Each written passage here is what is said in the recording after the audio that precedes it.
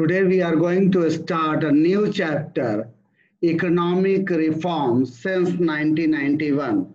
After 40 years of planned development, India has been able to achieve a strong industrial base and became self-sufficient in the production of food grain. Nevertheless, a major segment of the population continues to depend on agriculture for its livelihood. In 1991, a crisis in the balance of payment led to the introduction of economic reforms in the country. नियोजित विकास के 40 वर्षों के बाद भारत एक सशक्त औद्योगिक आधार तथा खाद्यान्न उत्पादों में स्वनिर्भरता प्राप्त करने में सक्षम रहा है, लेकिन हमारी जनसंख्या का एक बहुत बड़ा हिस्सा कृषि पर निर्भर रहा है। 1991 में एक क्राइसिस उत्पन्न हुआ। आज हम उसी की चर्चा करने जा रहे हैं और उस क्राइसिस को दूर करने के लिए आर्थिक सुधारों की शुरुआत की गई। So children, we are starting the new chapter, economic reform since 1991. First, we have to know the need for economic reforms. Need for economic reform. In 1991, economic reforms were introduced in India because 1991 was the year of crisis for the Indian economy. It is clear from the following fact. National income was growing at the rate of 0.8%. Balance of payment crisis was to the extent of 10,000 crores. India sold large amount of gold to Bank of England. Foreign exchange reserve were only $1.8 billion, which were sufficient for 3 weeks imports only. Fiscal deficit was more than 7.5%. Trade relations with Soviet bloc had broken down. Remittances from non-resident Indians stopped due to war in Arab country. Children, you can understand these points because that time our foreign exchange, it was very low. We are unable to pay our liabilities, and India in that time mortgaged its gold to the Bank of England. So the crisis was there and our fiscal deficit was also very high. That time, the non-resident Indian who were working in Arab and other countries, they were not able to send money to India, and that was the cause for the crisis, and this was the cause for the economic reforms because we have very less money to pay for the imports and other things. So economic reforms since 1991, we have started a new economic policy, which is also called as NEP, and we have to discuss the components of NEP.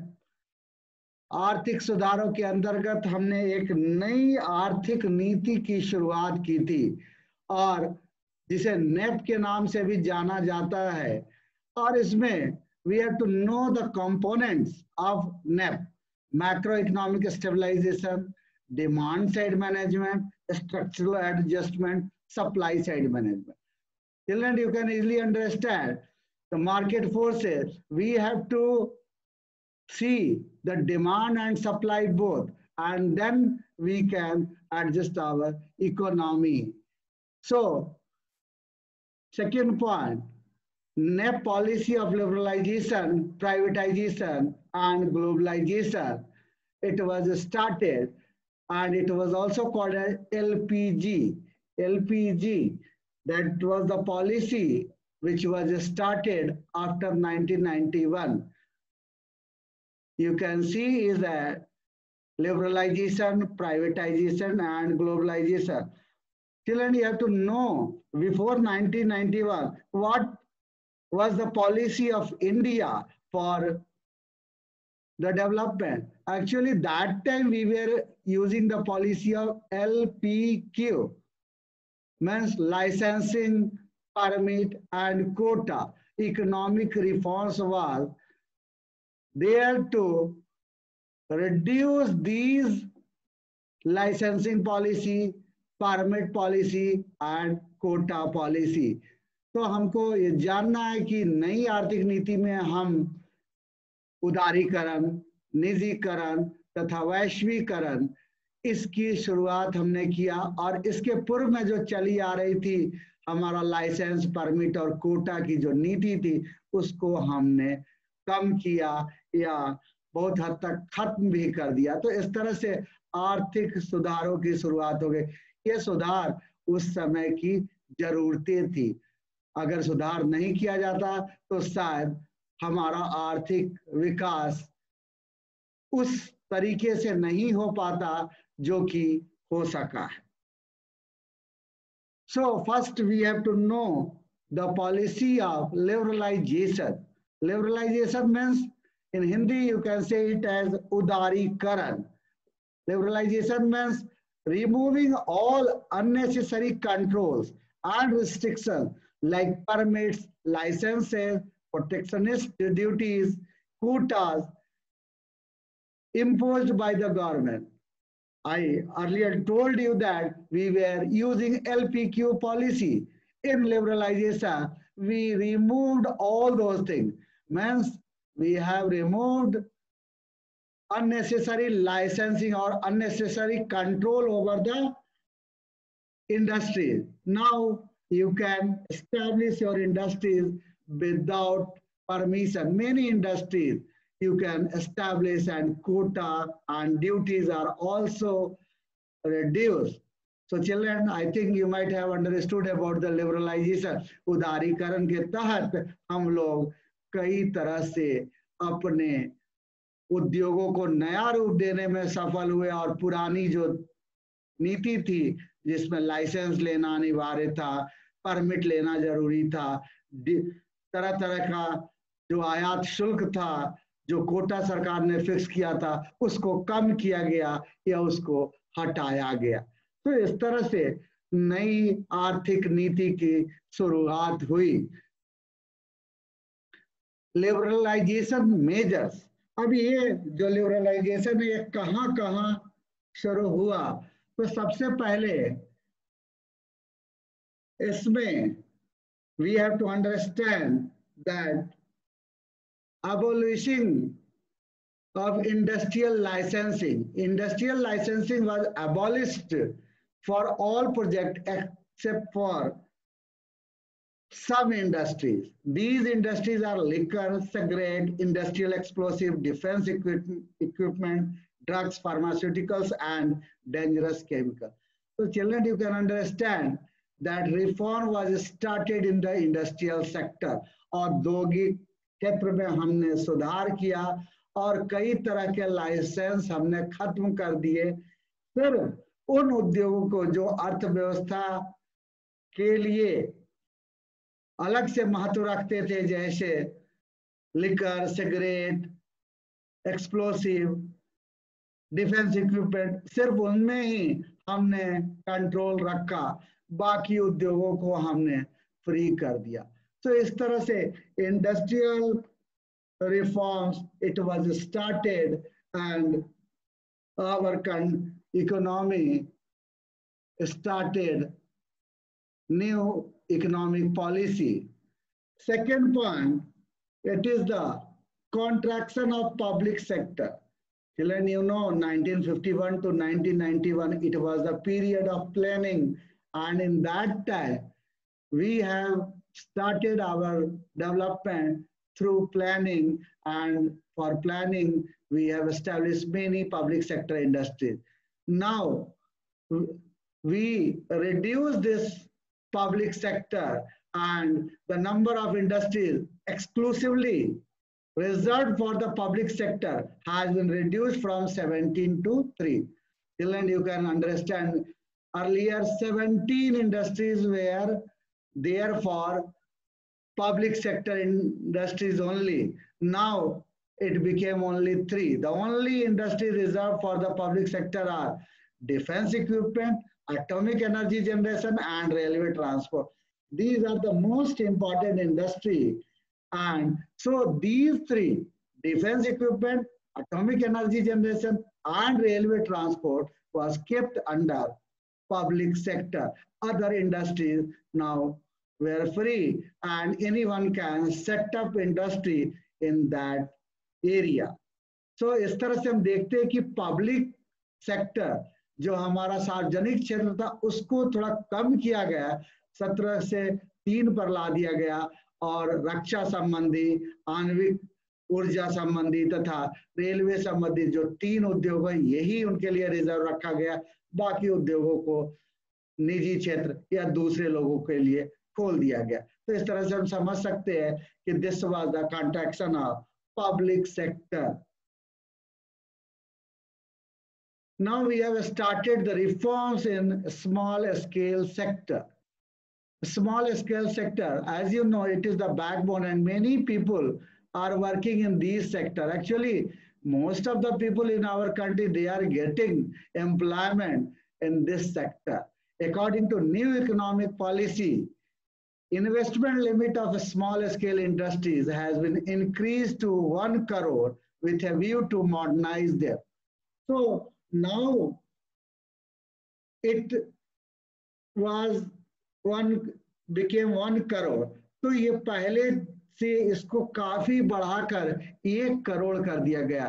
सो छोटे उद्योग की सीमा अब 1 करोड़ रख दी गई, ताकि बहुत सारे उद्योग जिनको पूंजी की जरूरत थी वो स्मॉल स्केल जो लघु उद्योग के अंतर्गत खोले जा सकते थे। So children, this was a major reform in small scale sector. Concession in the MRTP Act.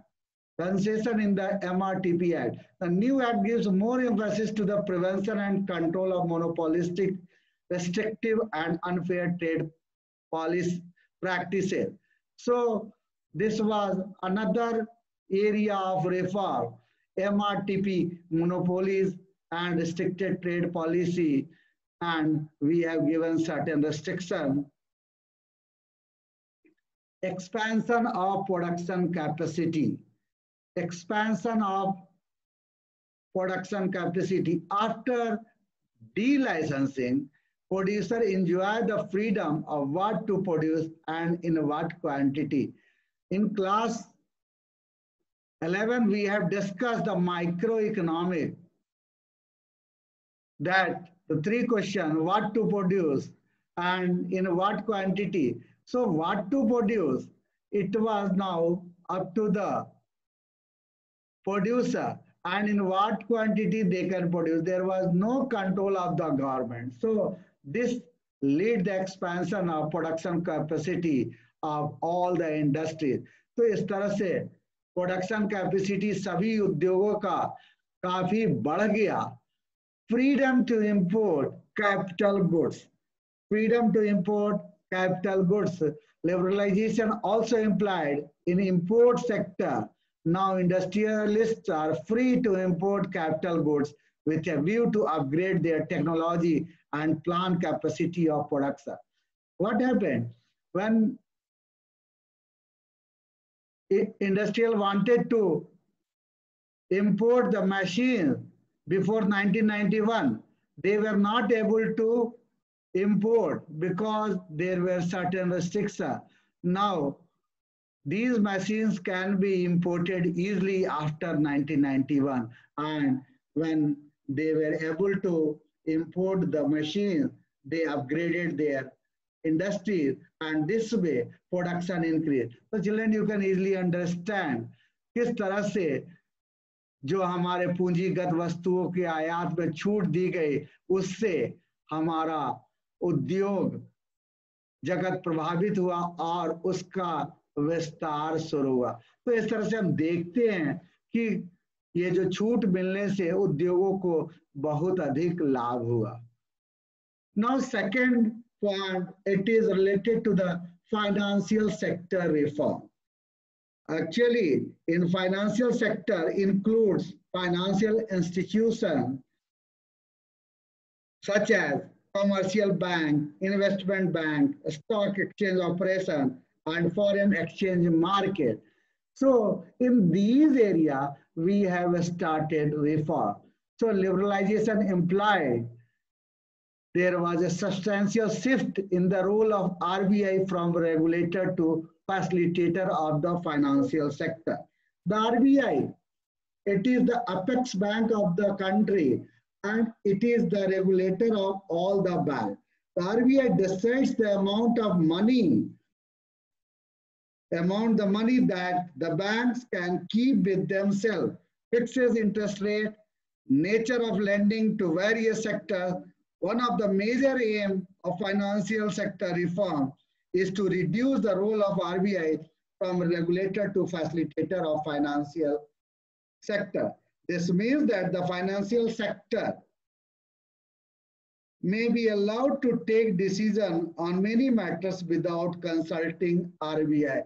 So this was a major change after 1991. Earlier, they have to ask RBI for anything. Now they can decide their own.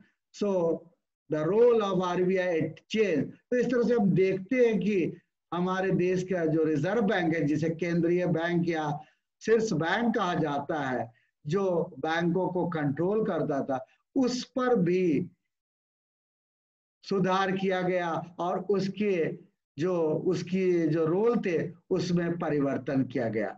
After liberalization in 1991, RBI as a facilitator would only facilitate free play of market forces and leave it to the commercial bank to decide their interest structure.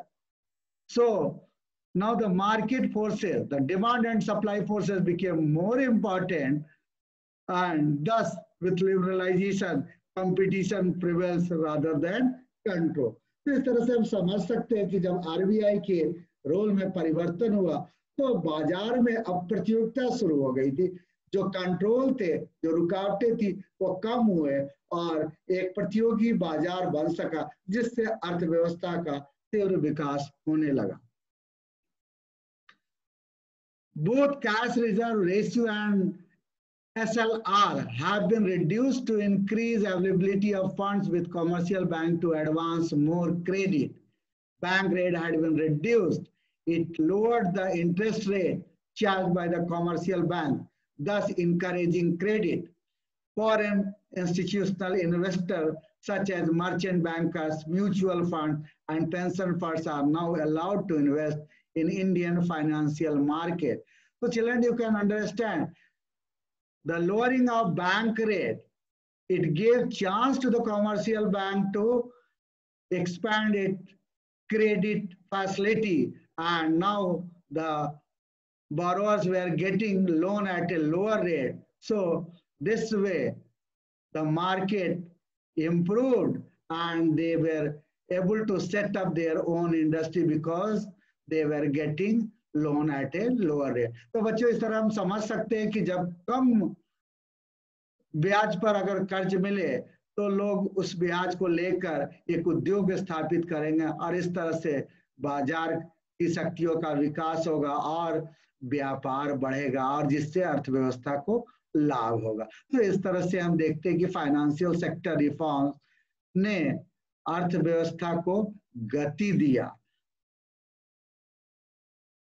There was established of private sector banks, Indian as well as foreign. Foreign investment limits in bank was raised to around 50%. The stock market has been made to statutory body. तो हम देख सकते हैं कि अब निजी bank भी शुरू है. तुमने नाम सुना होगा HDFC, ICICI बैंक, ऐसे बैंक जो प्राइवेट सेक्टर में अब काम कर रहे हैं. तो इस तरह से फाइनेंशियल सेक्टर की वजह से बैंकिंग का जो क्षेत्र था वो भी बढ़ा. The banking sector improved due to the financial sector reform.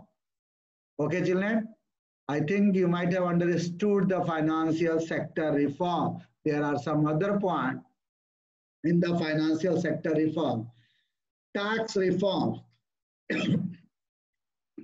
Tax reform, it is another major reform after 1991. What happened? We were putting direct and indirect taxes. You know, direct taxes are those taxes which are imposed on a person and paid by the same person. And the second, indirect taxes which are imposed on a person and paid by some other person. We have already discussed in the macroeconomics. So before 1991, this direct and indirect tax was very high. So the rate of direct indirect tax, it reduced after 1991. The procedure for paying taxes was simplified. Non-planned expenditure by government was reduced. So government was spending money on non-planned thing. So that also reduced because we have to save money. So measures were taken by the government so that government can get money for the working. Foreign exchange reform and external sector reform. In 1991, as an immediate measure to solve the balance of payment crisis, the rupees was devalued against foreign currencies. Devaluation means lowering the currency, the own currency in the foreign market, and this way our export increased and import decreased. It also freed the determination of rupee value in the foreign exchange market from government control and made it subject to a market determined exchange rate.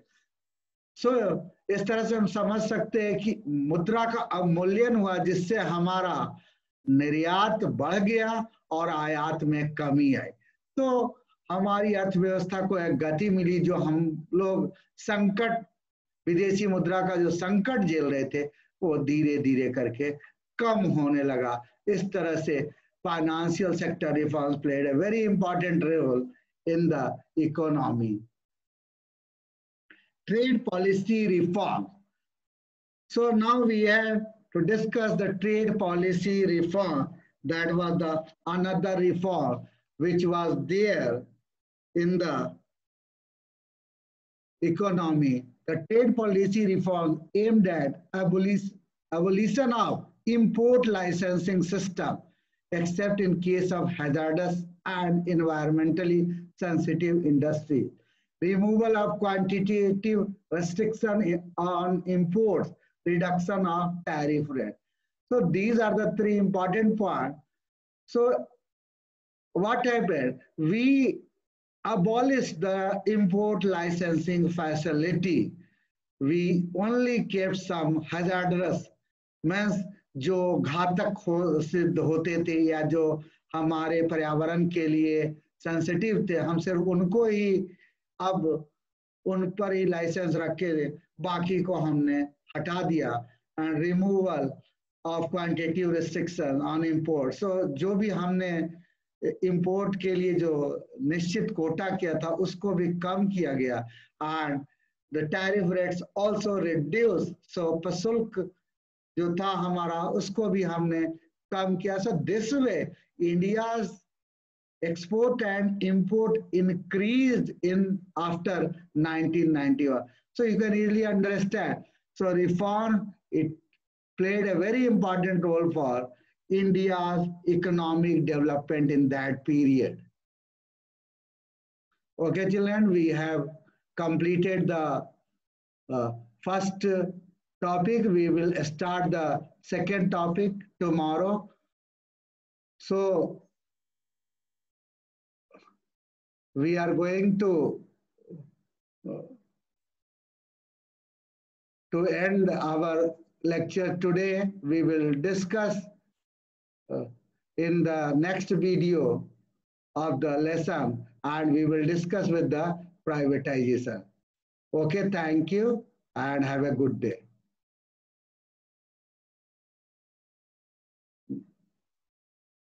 Nidhi?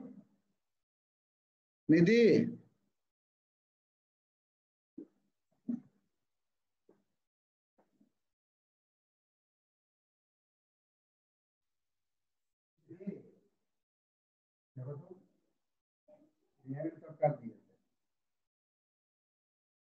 हे भगवान।